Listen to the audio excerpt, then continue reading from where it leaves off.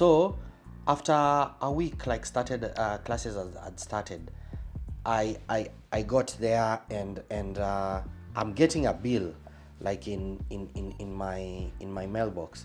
So the first bill I got like was about I think it was like over $500 like for blood tests. I got I think two or three for blood test, and then now came the shocker.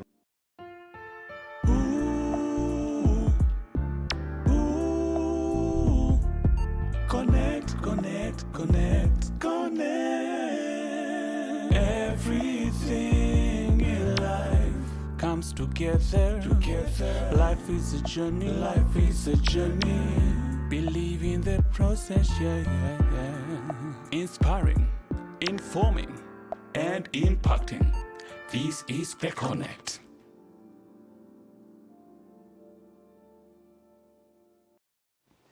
So I was like, wait. 7,000. Like, yeah. I was like $7,000. That time I'm 24.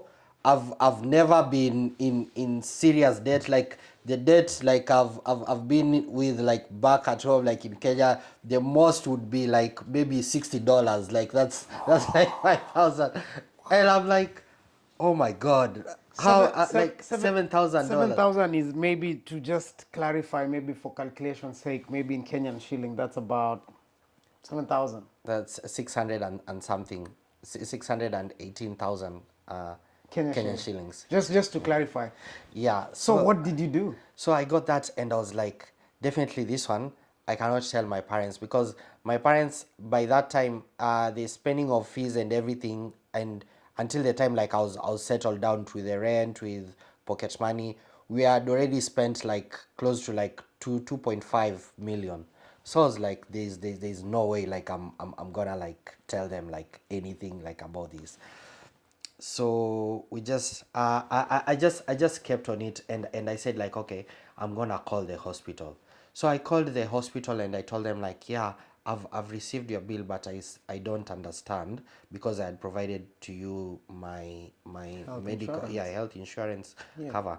Also, yeah, they told me, oh, unfortunately your health insurer declined to pay the claim, because apparently you had malaria, and as per the notes of the previous doctors, like malaria was a pre-existing condition, like since you already had it like earlier on in your life, so we treat it as a pre-existing condition, and based on that we decided to decline on it. And as per what you mentioned to the doctors is you had started exhibiting these symptoms before your medical cover started.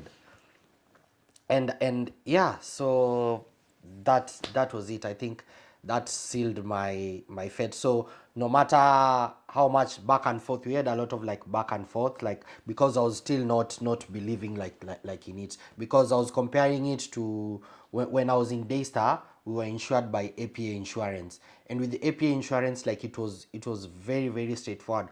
Every time I would feel sick, I would go to the clinic. If it's not treatable, like I would go to Nairobi hospital like countless of times, and at no point would they ask you like, hey, you need to pay. Like the insurance always sorted it out. So like I was in a shock, like in like it really hit me like so hard, and I was like, no, I can't tell my parents this. And then to make matters worse, when I chosen to do my course, because I did become in management information system, and we sort of like did a lot of coding. So when I applied for masters initially, I applied for masters in IT. And then when our Deakin told me like we're having this new course called data analytics and you're eligible for it. So if you're interested, you can let us know, and then we'll put you like in that course. And I told them like, yeah, because I was telling them that because back in my mind I was like, I'm taking this course because it doesn't look like it has any programming like in it. Okay. So it just looks like this is an Very easy basic. course. Yeah, I just want easy life. Like that's what was on my mind. So when I went to class, I think the first 2 days, like the class was like the first course I did was I think machine learning, yeah, something of the machine learning, yeah. And this machine learning had like Python programming, and this is like I was like, oh my god, like what did I like? I think at this This point, is what I was running away from. yeah, this is what I was running away from, and this is actually what I've just it has just come face to face like with me.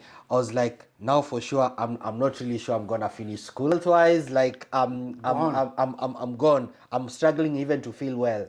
Like financial wise, like I'm now like in serious debt. You're Like negative. exactly. So I was like, dear God, like is this what you had really envisioned for my life? So I remember there's this time I was sitting in the library, and the good thing is um I'm always, or like I always try to like do a lot of reading as much as possible. So because I had nothing to do, like I would just like go to the library and just try to read and understand things, even though like they were so difficult, because there was nothing else like I could do. So while trying to read, I saw two people coming in, and then they were Africans, and then they sat behind me, and then they started conversing like in Swahili. At that time, I was asking God, like, why me? Like, did you bring me this far to really embarrass me like this? Like, I think I got emotional to a point. Like, I think I must have shed a tear or two, like, but privately, yeah. So, but I was in a really terrible state of mind, like for sure, for sure. Even though like I was trying hard to read, I just knew like, oh my God, there's nothing that was getting into my mind, and I was just like, it's just like a matter of time before like I'm kicked out of this country, because I thought once you have a debt and you default on it, like immigration would definitely come for you, and they'll just be like, damn, you're a burden to us, and they'll just kick me out of the country. Thought like I was even like a fugitive. You know how you'd live a life like as a fugitive. That's how I was living. And then trying to Google and inquire from people, I was like, if you fail to pay a debt, they'll send debt collectors to you, and these people will harass you. They'll always show up on your doorstep. They'll always come to everywhere. So I was terrified with all this information. And so every time the hospital would call me and they'll threaten me, they'll tell me like, we're gonna forward you to debt collectors. And I was just like, oh my God, like every day I was just living like a day at a time. I was like living like, I hope this day ends very quick. Like I hope this Better. day ends better without me hearing anything like from the hospital. So I'll do that by drowning my head And to go why, to the library. through this, you still studying. You still going to class. Yes, I'm still going to class. I'm still trying to do assignments. So like Everything is happening at the same time. everything is happening like at the same What time. really carried you? What made you, stay afloat? What made me stay afloat is the belief that my mother had in me. Like my mother always told me like you are someone, like you're a better person, like you're headed for greater things, like in life, like just push on.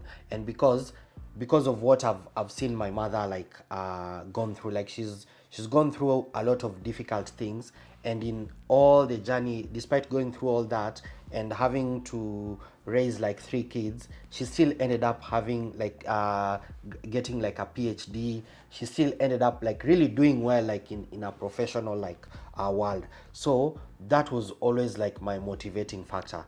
And like my mother always like held my hand. Like I know like I've had like a turbulent life like ever since like primary school, and I'm this kind of person where like I really struggle hard before like I understand something, like especially like in class. I'm not lucky enough to be like, I just like to be like other people where you'd maybe sit in class and have a photographic memory of what has been taught. I'm this kind of people where I really have to put in a lot of work. I have to put in so many hours of reading, and I also have to put in like a lot of effort, like consulting and doing all those efforts before like I really get to grasp something like really well. So the thoughts like that, my mother has always walked with me, Believed in yeah, you. and believed in me ever since I was in nursery until where I am. That is what kept me going, even though like so many people would reach and tell me, hey, it's really good you passed, maybe you passed in KCSE, because we really thought that you are really going to fail. Wow. So but So the belief of a mother. yeah, so my mother's belief like in me, that is what kept Kept you me going. going. Yeah, because I was like, no, I want to give my mom the best life ever. Like I want it to reach in a place where I'll just tell my mom, you know what, just retire, I'll take care of everything. Wow. Back to the library setup, and then we're gonna at least go a bit quicker so that we understand the process where you finish school and what happened after. But we just wanted to understand the connection, the first connection you actually made with maybe Kenyans or maybe East Africans. So how was that? How did that actually pan out? How did that turn out? So it did turn out like really great. So like when I had a conversation with them, and then they were like, oh yeah, so they were also like happy because it was it was a guy and then with a sister. So and they were really happy. So and the guy was Eliakim. So he was also new. He was coming to do masters in MIS. Yeah, if I'm not wrong. Yeah. Yeah, so I was happy to share with him like, okay, this is what has been done, this is what like you need to do, and then maybe these are the courses, because my course and his course, like we sort of like had like we shared like a lot like in common, I'd say. So and also having to talk, the sister had been here for a very long time, so she just asked like, she was like, oh, so how have you been? And then I told her like my experience, and she was so touched, and she told me, you know what, because also that time I was really struggling to adjusting to the food for here. Okay. And I'd rarely eat. I used to survive like on apple juice. I lost my appetite like completely. And the sister told me, you know what, are you busy this weekend? And of course, like I wasn't busy because I didn't have a job, I didn't have anything. And she told me like, I'd like you to come over. Like we are going to a Kenyan place like for just a get together lunch. Like they're going to a relative's place, and you could also tag along and sort of like get like new energy and see like you'd and then we can see like what will come up from there, like now going forward. And she shared with them like my story, like my experience. And like they were really, so when we went there like on that weekend Saturday, like to me like it was a game changer. So I got to meet Eliakim, his cousin as well, called Audrey. And then I got to meet, so we call her Sylvia, so she's called Mama Kimtai. And then I got to meet Jael as well, Mama Chumba. Yeah. And then we had like a good time, like my first time having food A from proper yeah, conversation with Kenyans. Yes, How yes. was that? It was really relieving, like at Yeah. least, so having a conversation with them and then hearing like Stories. their stories. And Yeah. I was like, yeah, I think it will all be okay. Like if they went through this and made it, like I can also go through this and make it. For the medical bill issue, Yeah. How is the debt going? yeah, so they kept on still pressuring me. So it reached a point they forwarded the bill to the debt collectors. And every time now the debt collectors also started giving me time. So we are giving you until this day where we will be able to clear the bill.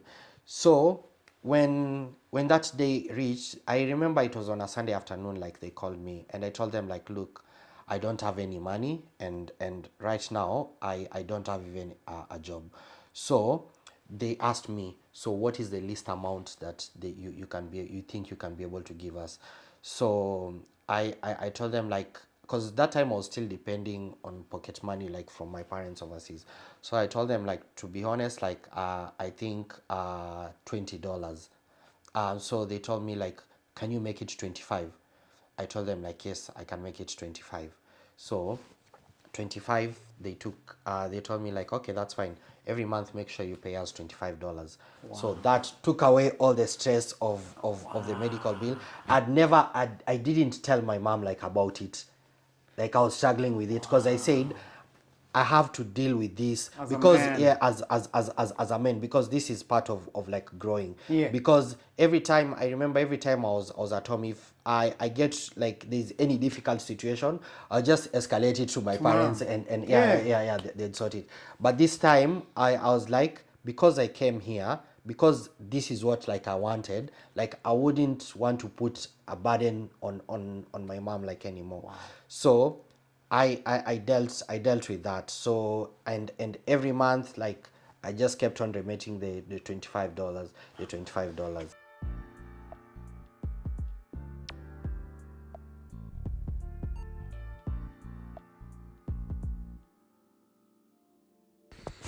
Hi, everybody, and welcome to another great episode of Wise Up. Today, we want to emphasize on the importance of having friends or close people around us. So, this is very important because once you have people around you, can be able to share and tell them what you're going through. And through this way, you actually get to get solutions or you get to get advice on how to solve problems. Also, always remember that there is always a solution to every problem, and always try and find solutions to whatever problem you're going through before you stress out and before you give in or give up. So always remember to keep very close people, trust people, and always speak out to get help. So thanks again, everybody, for always watching, always sharing, and always subscribing to our videos. And I shall catch you guys on the next video or on the next segment of Wise Up. Studies. Yeah, so You mentioned something about, I need people to understand something because people fail units and they think that's the end of it. For you, you mentioned that you really struggle with education or learning, and there are people who are actually talented in school. They actually get it fast go. Some people have to do 3 times. For me, it was to do it twice. People have to do it 3 times, 4 times. I've even met someone who actually has to revise 5 times. So how were your studies going, and were you grasping anything that you're actually studying? And was there any challenges with studies as well? yes, I had like challenges, but the good thing, like I mentioned, our class was like of 16 people. I was the only African there. And there is something about me, and I think that's usually my strength. Every time somebody would look at me, they would think like, this guy is really smart. Like I would put in like the effort, like, okay, if it's doing assignments, like even though I'm doing the crap work, but I'd make sure I dedicate my time. I'll do whatever I do until I finish. And even when I'm going to discuss with other people, I'd be like, oh yeah, I already finished my assignment. I'll be like, you finish all that assignment. You'll be like, hey, this guy is quick. This guy is like focused. This guy is like, so. And with that, they would be like, oh, okay, so how are you able to do this and this? And then I'll tell them, this is what I was able to do. And then they'll be like, oh yeah, so they try doing the same, and then they tell me, oh, by there, I think here, like, you need to correct it. Okay. Like this is not right. This is okay. So that's how I survive. So like, yes, I put in my work, but through that, as in I was our class was sort of like we sort of like formed like a bond. So and that bond sort of like we helped each other like education wise. Yeah. So through my assignments, even though like I wasn't sure, like I would go consult like a fellow classmate, and they'd really help me. And then that's also like another good thing, because they were Indian. So like I would listen to their experiences, because most of them, they would be like, oh, I have like 2 years of work experience before I came here. joining masters. I didn't have any work experience. yes. Yeah. So I would learn like a lot from them. And like my goals like were sort of here. My goals were like, I just need to finish school. I just need to get like the bare minimum, and just finish school, and that will be like my goal. But hearing to them like, yeah, we need to get a job within our profession after we finish. We need to work on getting our PR. Like that wasn't like in my pipeline. But you see, the more I kept on hanging out with these people, the more I was like, my worldview like started, my mind expanded, my thinking sort of like changed, and I was like, yeah, I think these are the crucial things that I needed to pursue. Like even though that time like I was helped, and I remember Mama Kimtai helped me to get a college where I could do like my it was the SAT 3. I pursued that path, and it reached a point where like I was stable, And then the point where now where I was getting stable is when I told my mom, hey, you know, this and this and this is what happened, like about the hospital. And she was really shocked, and she was like, no, you should have told us, because like we didn't send you there because like we abandoned you. Like we're still there to help you. But you needed to man up and take Exactly, charge.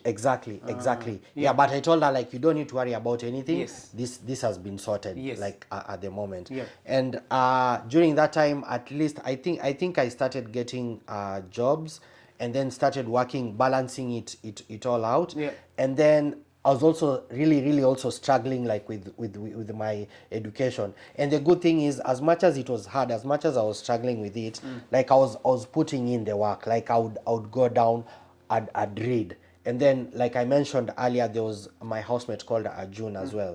Like I would go consult him. Like I'd do my assignment and finish it like in advance. And I'd tell Arjun like, hey, I've finished my assignment, but I'm not sure like if it's right or wrong. Please, do you mind having just a look at it? And most of it like was programming and everything, and even if it was like theory, like essays and everything. So he would have a look at it and he'd tell me like, oh, I think you need to change here, and everything would be okay.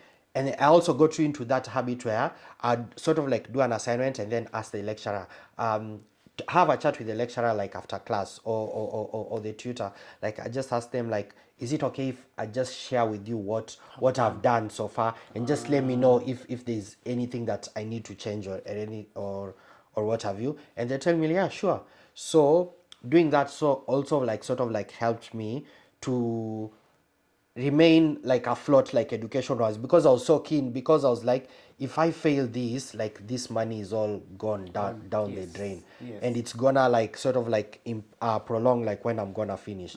So luckily enough, like when the results for that semester came, like everything, like I'd passed everything. The worst subject that I did, I got like I think a 56%. And according to Deakin's standards, they're saying anything above 50%, like it's good enough. So that was a pass. That was good. So I had cleared my first semester, and this was I think it was now getting now to October, and I was like, wow, I managed to do all that within this time. Even though like when I compared like with my other classmates, like they had like the D's, the HDs and what have you, but I was like, in my circumstance, this is like quite unique. How now we finished school, did you graduate? Maybe you should tell us on camera how was the end product, and did you finish school? Because people are wondering, did you finish school? Oh yes, correct. Oh, that's a good question. Okay. Yes, I did finish school in the record time that I was meant to finish. And I was really grateful and happy for that, especially, you know, Deakin, after you do the exam, it will normally take like 2 weeks before any exam or assessment you do. It takes like 2 weeks before you receive your results. So like in your last semester, how you know you'll graduate, like they, before they release like the results, they sort of like send you like an email and tell you like that congratulations, and maybe start booking for a graduation like slot. If you get that email, just be sure like you've passed all your units. You don't need to wait for the results. So, my coffee there for you, my coffee there for you. Thank you. Right there. My debt, like, because they gave me like a $25, like paying every month $25. Yeah, so it reached a point like I was able to like work, and I had like enough, so I was able to pay it off like during my convenience. And I was able to clear it out. But anyway, even though like I still wanted to continue paying until today, I'd still have been like, it would still be allowed. So if you get yourself, or if you find yourself like in serious debt, and you're being threatened to be taken to debt collectors, just take it easy. Like, don't stress yourself to death. Like, the main aim of them, they'll at least, as long as they're collecting like some amount of payment from you, it's better than nothing. Even if it's $10 you can afford, $15 that you can afford, I think it's fine. So you don't have to stress like about it. and maybe just being cautious again about maybe the kind of medical insurance cover like you take, and maybe what you, if you go to the hospital also, I think being cautious about what you say, because that will sort of like seal your fate about the insurance taking your claim like or not. But I don't think there's any issues with other insurance companies, except from maybe the unique one that I had. Yeah, and everything is possible. At the moment, I'm not where I want to be, but I know like I'm gonna get there. Like I have that strong like belief in me. Like I'm gonna get there. I want to rise until my goal is to be like a CEO of any top 100 trading companies like in Australia by the time I hit like 35. And I know I'm gonna get there, because where I have gotten like right now, it's just I used to have like a long pipeline dream. Like I used to dream like it would be really nice if I would be in a place in life where I could be having this or I've achieved this. And right now I've reached in that point, like I've already achieved that. So I know and I believe like my goal, I'm gonna like attain it, and it's just like a matter of like the effort. I'm working hard like towards it. That is, I'm putting in the effort, and I know I'm gonna get it. So yeah, so no dream like is limited, and I know everything that you plan for, like it's very possible. And also one thing people normally forget is, the thing is, when you come to Australia, you sort of like come with a lot of dreams. Like you have like a lot of goals that what you want to accomplish like in life. It's very possible. Try not to listen to what other people like are saying. Try to focus on like in yourself, like in your inner belief. And once you focus on that, like anything you want, like it's really possible, and it's possible like to be achieved. And it's also good to like gauge yourself, put yourself with around also in an environment where people sort of like challenge you. Like don't, if you sort of like put yourself like in a comfort zone, like your growth is gonna be, you're not going to grow like at all. But if you put yourself in a pool of where people like are challenging to you, like you might feel that you've reached like your ceiling. For example, my ceiling was, when I came here, my ceiling was just maybe to graduate with a degree. But when I was, the company that I had, when I interacted with them, it changed like my ceiling. I thought like, no, I need to have a job like within what the profession that I studied for. And when that happened, like my ceiling again changed. Like, okay, this needs to happen. I need to have like my PR. Like achieving that, my ceiling has changed. Like I now want to be a CEO by the time like I'm 35 of any serious top 100 trading companies like in Australia.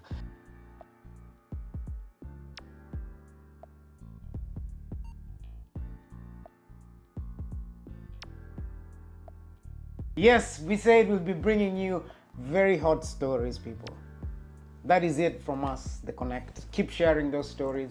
If you have a great story that you'd like us to share, that you'd like us to bring and take it to people so that people can learn and get something from your story, please reach us out on our Instagram, on Facebook, on our socials. We have an email address as well. We'll be putting it down there. So please leave comments there if you want to learn something, if you want to get in touch with Kevin, anything about data analytics, how to move from one stage to the other. Kevin is very, very happy to actually help out wherever you are.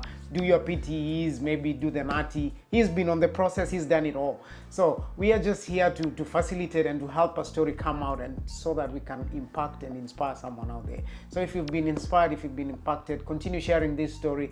Give us some likes, comments, give us some love down below, and watch out for the next story. It's gonna be hot, it's gonna be amazing. And one thing before I close the chapter, I want Kevin to do something for us, and then that's it from us. Thank you so much, guys, and catch you on the next segment. Hooray! And subscribe.